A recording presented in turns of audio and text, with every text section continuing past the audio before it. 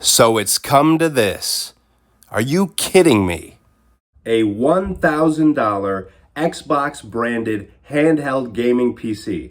As we approach October of 2025, that's the kind of stuff we can look forward to in gaming. This is crazy. This is out of control. And the weird thing is, about a year ago, things were not anywhere near this bad. I remember on Black Friday last year, you could get an Xbox Series S console for $250 here in America. That system will be capable of playing Grand Theft Auto 6. So that's a pretty good deal. $250? That's not bad. And things were okay until this year when everybody was talking about the release of the Nintendo Switch 2, and when it was finally revealed on April 2nd of 2025, everything changed. Nintendo announced that the Switch 2 will be $450 when it launches. Before Nintendo revealed the Switch 2, I actually was thinking about getting one because I never got the original Switch. I actually bought a Nintendo 2DS XL in 2017, which was the year that the Switch was released. But I felt like the Nintendo 2DS was such a good deal because I could buy it for $100 and something, and I had access to the entire DS library and 3DS library. And that was a good decision because I still play with that console. It's a handheld console to this day. But when the Switch 2 was coming out, I was like, hey, if it's affordable, maybe I'll get it. There's all these games that were on the Switch 1 that I'll be able to play on the Switch 2, and then for the next decade, they're going to be releasing stuff for the Switch 2, so I can play those too. Then they announced that the console was going to be $450. Now, keep in mind, at this point, prices weren't going out of control yet. So you could still get a Series S for an affordable price, $300, right?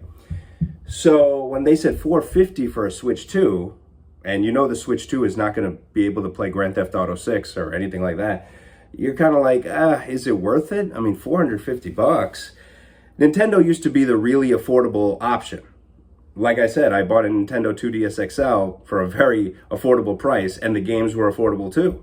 And when I was a kid, you could buy the GameCube for an affordable price and the Nintendo 64 for an affordable price. So I don't know what happened, but all of a sudden, the price of a Nintendo Switch 2 is now right in the same range as the Xbox consoles and the PlayStation consoles. Remember, this is April of 2025. I'm not talking about today, but earlier this year. So I was like, I don't want to buy a Nintendo console that is that expensive. It's Nintendo, come on. But then they said that the games were going to be $80. And that's what really pushed me away. I was like, wait a second. The console, I was a little, the price of the console, I was like, that seems too expensive, but I know a bunch of people will buy it anyway. But $80 games, especially when they said the launch title that's going to be packed in with the Switch is going to be Mario Kart World. And if you buy it separately, it's $80 for Mario Kart. That's when I knew something was really wrong. Because if that's where we're headed, gaming is going in the wrong direction for sure. Because there is no way that any Mario Kart game should be $80. I don't care what they're doing in that game. Nothing is going to be worth $80. Nothing. It's not like it's a revolutionary concept to have a Mario Kart game. There's already so many Mario Kart games. And, it's like people loved Mario Kart 8 Deluxe on the original Switch. It was very popular, okay? Just releasing a brand new Mario Kart game and selling it for $80, people will be like, we have Mario Kart at home. Why do we need to buy that one? That was a bad move by Nintendo. It wasn't smart. That's what makes me think that they don't really know what the consumers are thinking. And also, they released sort of this like instructional paid download thing for the Switch 2. And it's like a welcome tour. And it should have been free, but they're charging $10 for it. Again, another red flag that Nintendo doesn't understand what consumers actually want, or they don't care. Either way, it's a bad deal. So that's when I started thinking, wow, boy, it's like, the Xbox consoles and PlayStation consoles are looking pretty good right now if this is what Nintendo's doing. But that was until Xbox made their own announcement not too long after the Nintendo announcement about the Switch 2. $730 for a 2 terabyte Xbox Series X? Remember when I said that the Xbox Series S console was $250 on Black Friday of last year? Well, on May 1st, that console became $380. So now I would never recommend that to anybody. That console is not powerful enough to be worth $380. No way. And now the Switch 2 is not looking so bad because for $70 more, you can get a $450 Switch 2, and that can be played on your TV, or you can take it with you on the go. You can't do that with the Xbox Series S. Not without like attaching peripherals and stuff like that. You can't do that. I mean, you could do remote play, but that's not the same thing. We all know that. So there you go. I mean, now Xbox is kind of like, wow, it's your Series S, your lowest end model. Not even the one with the 1 terabyte. No, 512 gigabytes is all you're getting for $380. So you might be able to fit like, what, 2 or 3 new games on there, maybe if you're lucky. Because remember, you don't get the whole 512 gig storage space. Some of that is taken up just for like system stuff. So now nobody can really recommend the Xbox consoles starting in May.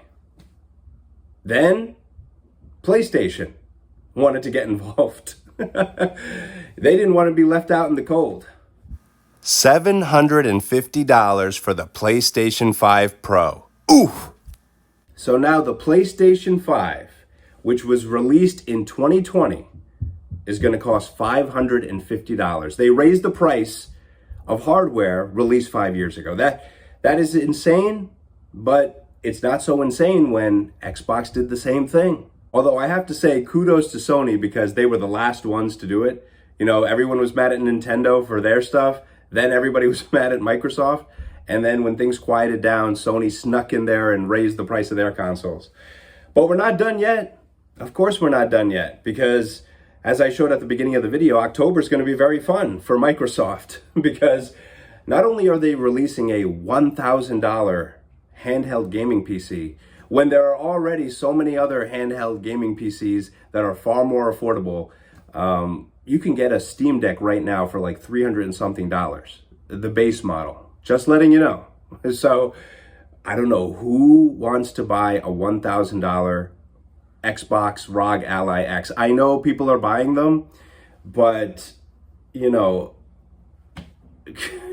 like I don't know. I don't know. Maybe everybody's a millionaire. I don't know what's going on around here, but still, it's just disappointing, the whole thing. Anyway, that's not the only thing Microsoft is doing in October. They announced a second price raise for their Xbox Series consoles, which nobody's buying anyway.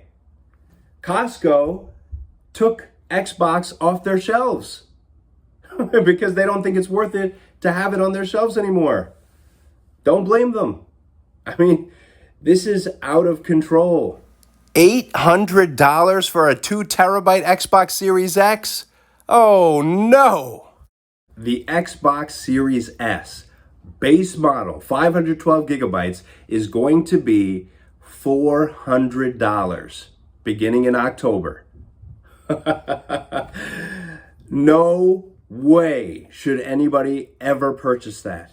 I hope they don't sell any of them once the price is $400. That is ridiculous. That is a system that is not powerful at all. And you can just pay $50 more if you're like a diehard Nintendo fan and get the Switch 2 if you want. It's like, why should you buy an Xbox Series S for $400? That's not worth $400. No way. Not for such a low-powered console. No way. No chance. See, that's the problem. It's not just that these things are expensive. They are not worth that amount of money. Not a single Xbox Series console is worth the price that they're going to be beginning in October. I would not recommend anybody buy an Xbox console starting next month. And that includes their brand new handheld gaming PC, which is way overpriced. Even the lower end model, still, you can find better options. So no, I guess Microsoft just does not want to sell hardware. I don't know what the deal with them is. And I think the gaming industry as a whole wants to price out everybody. You know, it's like, even people who have enough money to buy these things, the problem is they are not worth that amount of money. That's the thing. So people, when they buy them, they feel dumb for buying a $400 Xbox Series S. I would feel dumb for buying that. Even if I could afford it, it's just like, no. It's like, am I going to pay $50 for a plastic spoon? No, I'm not going to pay $50 for a plastic spoon because a plastic spoon is not worth $50. And that's where we are with gaming, okay? That's where we are. And I didn't even talk about other stuff that like Nintendo's doing. They sell Donkey Kong Bananza, which many people say maybe one of the best games of the year, maybe one of the best games ever made. And people really enjoy that game. They sold it for $70. Some people might say that's too expensive. Other people would say, you know, this is one of the greatest games, so it actually is worth $70. People said that about Legend of Zelda Tears of the Kingdom on the original Switch, that it actually was worth $70. But here's the thing. Very shortly after this game was released, all of a sudden they have a paid DLC for Donkey Kong Bananza. It's like Emerald Rush and DK Isle, that's what it's called. And it's like, I guess, some mini games for you to play with for $20 though. Remember, Hollow Knight Silksong, one of the most popular games of the year, that whole game is $20. So why should Donkey Kong Bananza's DLC be $20? And a lot of people aren't too impressed with what they got for $20. I mean, is that a big surprise? When you release the DLC so far, actually so close to the release date of the actual game, it makes people wonder, did you just cut this out of the game so you can make the entire experience worth $90? $90 for Donkey Kong. That's insane stuff. Nintendo used to be the affordable one, okay? You used to be able to buy those games for affordable prices. Now it's $90 for Donkey Kong. When I see things like Mario and Yoshi and Donkey Kong, I think about affordable games for kids. That's what I think about, because that's what it used to be. Now it's not that. Now it's something very, very different. Something sinister, really, because what's going to happen is people are going to be like, none of this is worth it, so let me just go do something else, because there's a million other things to do in the world besides play overpriced video games on overpriced gaming consoles. You could play video games that are free. You know, so many kids love playing Roblox and Fortnite and other free-to-play games. That's what they like to do. And I don't blame them. Why pay $90 for Donkey Kong when you can play Roblox for free? Kids are smart. Pick the free one. And it's not just about playing games. They can watch any number of streaming services. They can do activities outside. I mean, there's a million things to do in the world. You don't have to play video games and fork over a big chunk of your paycheck to these greedy companies.